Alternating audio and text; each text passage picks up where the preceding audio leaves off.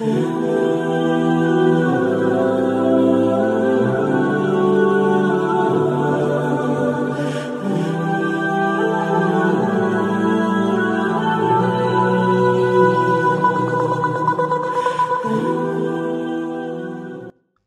karmoonун denebizge кандай пайдалары бар?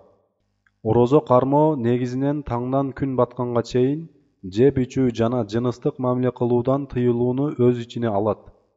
Бүгүнкү күндө биз ашказан денедеги негизги органдардан экендиги, ушу менен бирге көп оорулар дагы ушул орган менен байланыш экенин билебиз. Ошондуктан биздин сүйүктүү пайгамбарыбыз Мухаммад саллаллаху алейхи вассалам Ибн Мажанын сахихтеринде келген 3349-сандуу хадистин негизинде ушундай дейт. Адам баласы толтура турган идиштерден эң жаманы бул карын. Адам баласына тулку боюн тургуза турган жеп ичүү жетиштүү. Эгер өтө мүмкүн болсо, тамак ашы үчүн 3/1, суусундугу үчүн 3/1, абасы үчүн 3/1. Ошентип биз көп оорулар ашказанда пайда болорун билип алдык. Себеби ашказан бактериялар мекени. Биз жеп ичкен тамак аш ашказанга түшөт, ашказанда сиңирилет, соң ичеги жолуна карай аракеттенет. Ичектен соң болсо тамак аш азыктары канга сорулат жана дээрлик дененин бардык клеткаларына чейин жетип барат. Ашказан өмүр бою дайым өз ишин аткарат. Ал эч качан тына албайт. Күн бою ач калганыбызда дагы өтө назик, ошо менен бирге өтө керектүү болгон ашказаныбыз өз ишмердүүлүгүн уланта берет. Ошол органга орозо кармаганыбыз үчүн бир канча сааттар бою тамак аш келбесе, ал бир аз тыныга алат жана денедеги токсиндер маалым даражада чыгарып салынат. Ошентип орозо кармоо физиологиялык көз кароодо өтө жакшы ыкма болуп, орозо Аллахтын каалоосу менен денени токсиндерден тазалайт жана түрдүү ооруларга шифа болот. Орозо кармоо жана ач калуу инсан психикасына кандай таасир көргөзөт? Менимче бул дагы өтө маанилүү суроо. Руханий жагына келе турган болсок, орозо сабырдуулукту, туруктуулукту калыптандырууга жардам берет.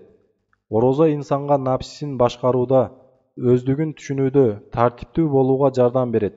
Орозонун негизги руханий абзелдиги ушудан турат. Ал сабыр жана туруктуулукту ашуусуна түрткү болот. Мисалы, мурда мен муну кыла албайт элем дей турган адам эми бул ишти кыла ала турган болот. Орозо жүрөк, дене жана акылды гармониялаштырууга жардам берет. Ал инсанды жалпы масштаб жана абалын жакшыртат. Орозо кармоо бул кайсыдыр мааниде көнүгүү жасаганга окшойт.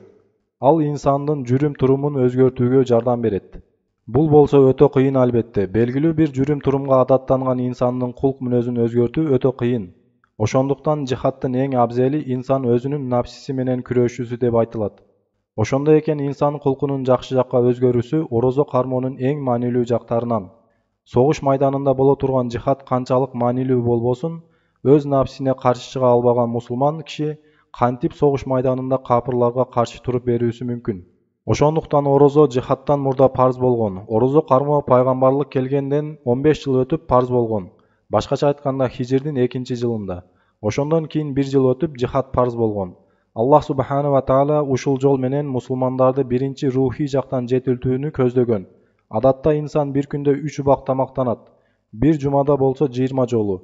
Орозо кармоо болсо ушул күндүк тартипти өзгөртөт. Башкача айтканда тамактануу 2 убак болот. Эртең менен жана кеч киргенде. Мына ушул рухий жактан инсандын өзгөрүшүнө жардам берет. Бүгүнкү күндө психологдор эгер сиз ач калуу кумарын башкара алсаңыз, калган бардык кумарданууларды башкара аласыз деп айтышат.